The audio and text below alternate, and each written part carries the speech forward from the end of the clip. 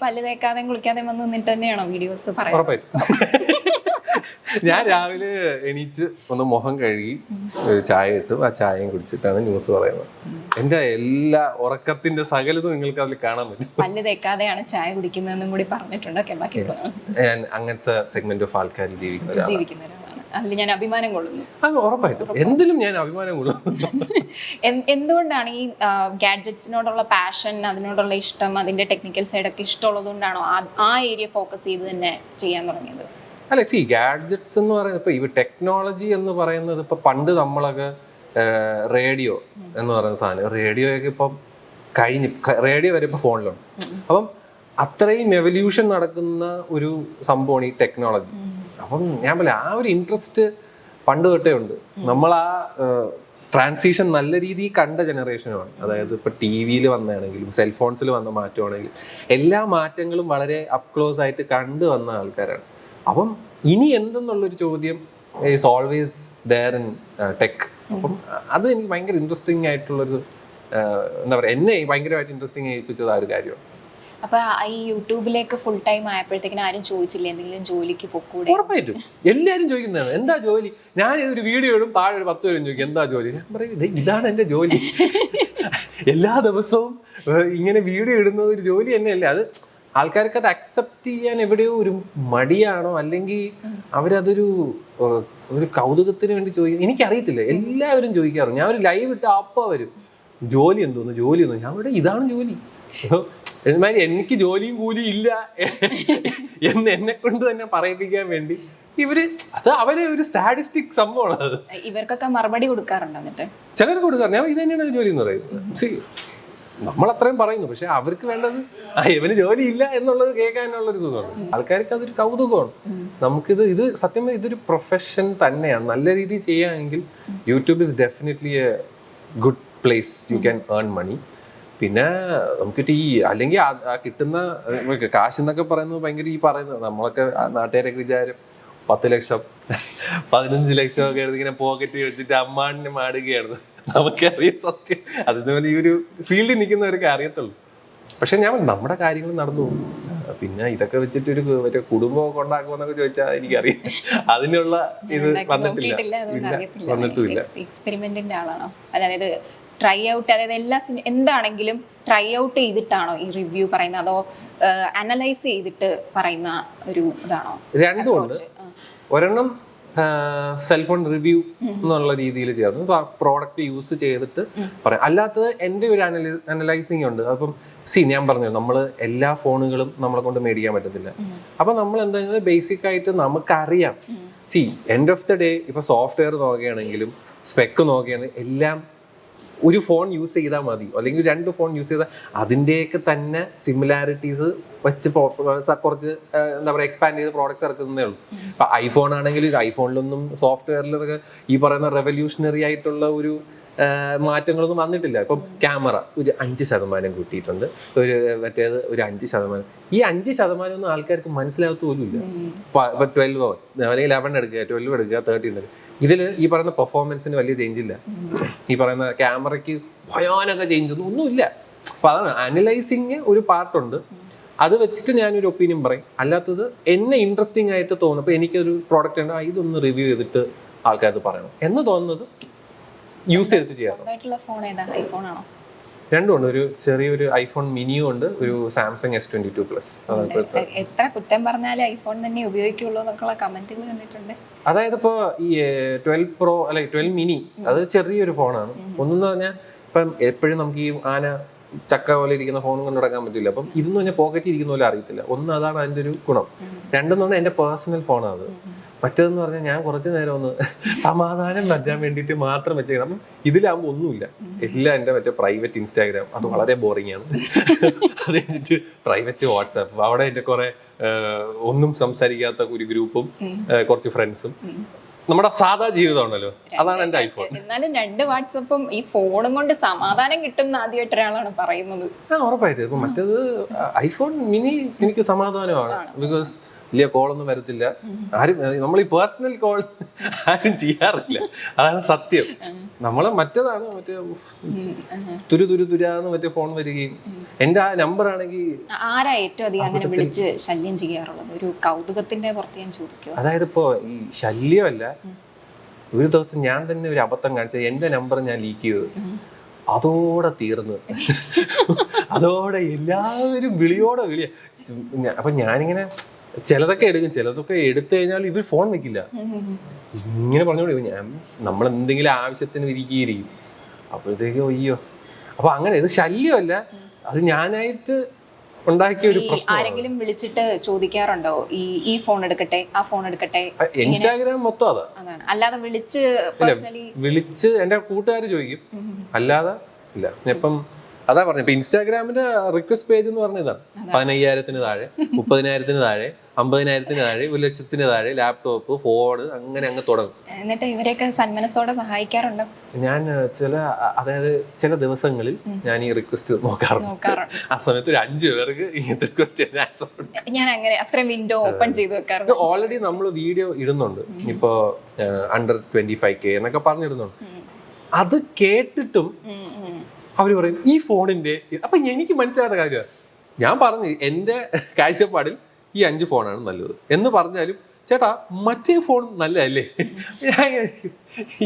ഇവന്റെ അടുത്തല്ലേ ഞാൻ പറഞ്ഞത് ഈ 5 ഫോണേ ഉള്ളൂ. പക്ഷെ അവർക്കത് മനസ്സിലാവും. അവർക്ക് അത് ഞാൻ ചിലപ്പോഴും ആലോചിക്കാറുണ്ട്, ഇവരിത് മേടിക്കാൻ തന്നെയാണോ അതോ വെറുതെ സംസാരിക്കാൻ? ഞാനിങ്ങനെ ആലോചിക്കും, ഇപ്പൊ നമ്മള് ചുമ്മാ ഇടും ഈ ഫോൺ കൊള്ളാം, അതൊരു നമുക്കിങ്ങനെ നമുക്ക് ട്രാക്ക് ചെയ്യാൻ പറ്റുമല്ലോ ആമസോൺ വഴിയൊക്കെ.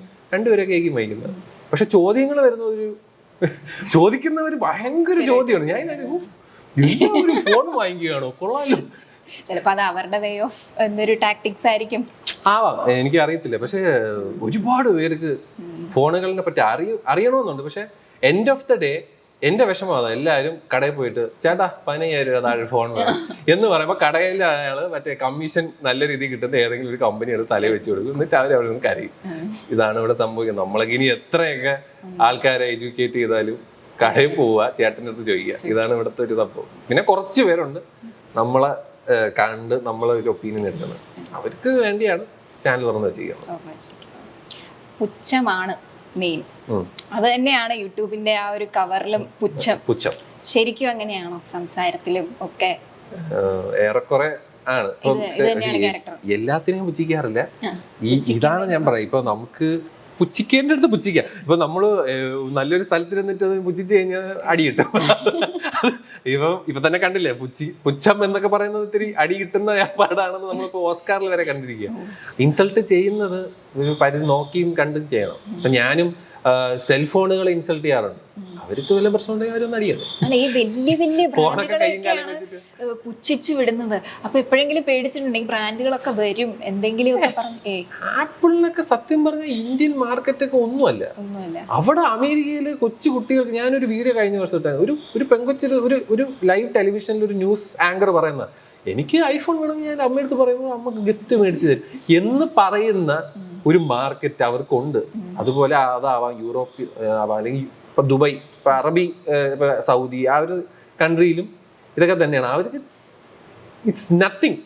നമുക്കാണ് ഇത് EMI എടുത്ത് കഷ്ടപ്പെട്ട് ഓരോ മാസം 5,000 രൂപ മറ്റേ ബാങ്കിൽ നിന്ന് പോകും, ദൈവമേ എന്നൊക്കെ പറഞ്ഞു നടക്കുന്നതാണ് നമ്മള്. അതാണ് ഞാൻ പറയാൻ ശ്രമിക്കുന്നത്. നമുക്ക് അത്രയും 1,00,000 രൂപയുടെ ഫോൺ എന്തിനാ? അതിന്റെ ആവശ്യമില്ല. പണം കാശുള്ള മേടിച്ചോട്ടെ, അത് നമുക്ക് അതിന് യാതൊരു പ്രശ്നവുമില്ല. അത് അവരുടെ ഇഷ്ടം, അവർക്ക് കാശ് പൊടിക്കാനുണ്ട്.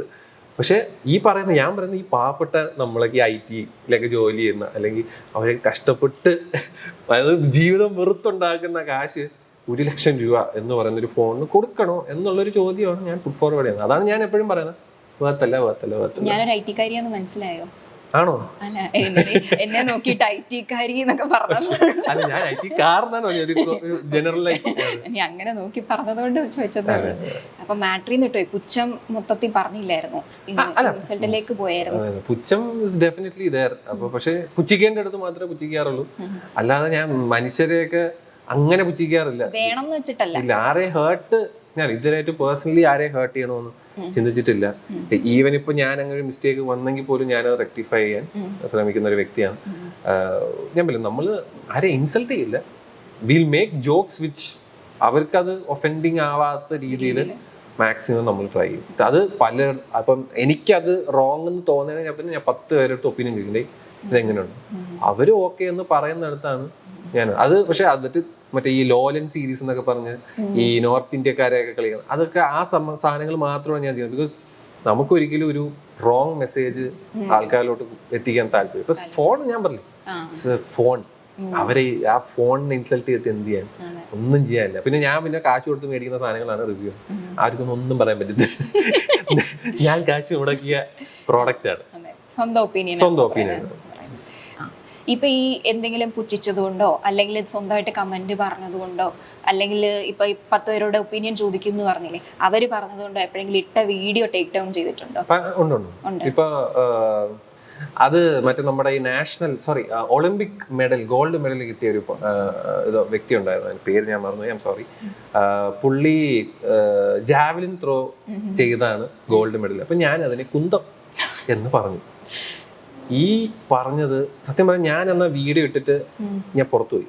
അപ്പൊ ഞാൻ പിന്നെ ഫോണിലോട്ടൊന്നും ശ്രദ്ധിച്ചില്ല. വൈകുന്നേരം വരുമ്പോ എന്റെ ദൈവം, ഞാൻ ആന്റി നാഷണലും പല സാധനങ്ങളുമായി. ഈശ്വര. അപ്പം ഞാൻ ആദ്യം ഒരു മെസ്സേജ് കണ്ടപ്പം നീ ഇങ്ങനെ പറഞ്ഞത് മോശം. അപ്പൊ ഞാൻ എടുത്ത് പറഞ്ഞു നീ കാണണ്ടേന്ന് പറഞ്ഞു. അത് കഴിഞ്ഞ് താഴെ പോകുമ്പോ ഇവരൊക്കെ എന്നെ അങ്ങനെ ആന്റി നാഷണൽ ആകുക. അപ്പൊ ഞാൻ വെച്ചു ഇത് വെച്ചിട്ട് എനിക്കൊന്നുമില്ല, നാളെ 10 എണ്ണം വേറെ ഇട്ടു. ഞാൻ അപ്പൊ ഡിലീറ്റ് ചെയ്തതും ഒരു പടയങ്ങ് വന്ന് എനിക്ക് വീഡിയോയെ ഏറി കയറ്റലായി. അപ്പൊ ഞാൻ സത്യം പറഞ്ഞാൽ അത് ആരും പറയാതെ തന്നെ അന്ന് അത്രയും ആൾക്കാർ അത് പറഞ്ഞുകൊണ്ട് ഞാൻ അത് വേണ്ടാന്ന് വെച്ചാൽ.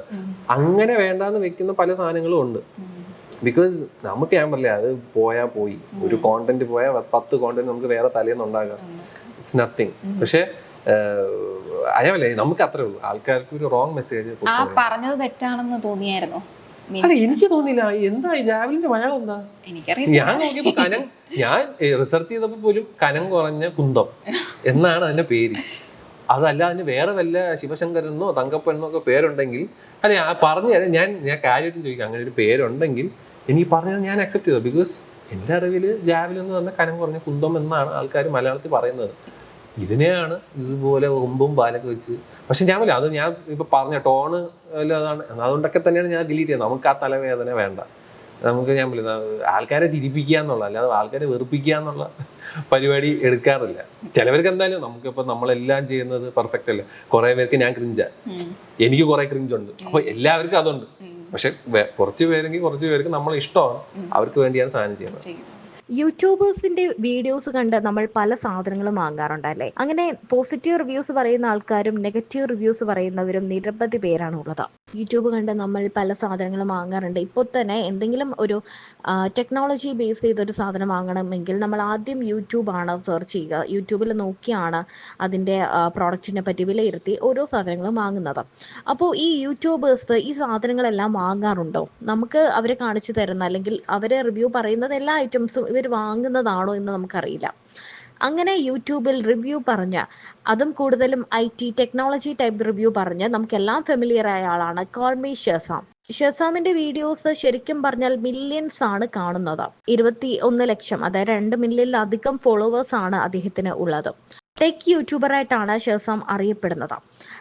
തനിക്കെതിരെ പല കാര്യങ്ങളും, തനിക്കെതിരെ ആദായ നികുതി വകുപ്പിന്റെ പരിശോധനയൊക്കെ വന്നപ്പോഴും തുറന്നു പറഞ്ഞുകൊണ്ട് രംഗത്തെത്തിയ ആളാണ് ഷെസാം.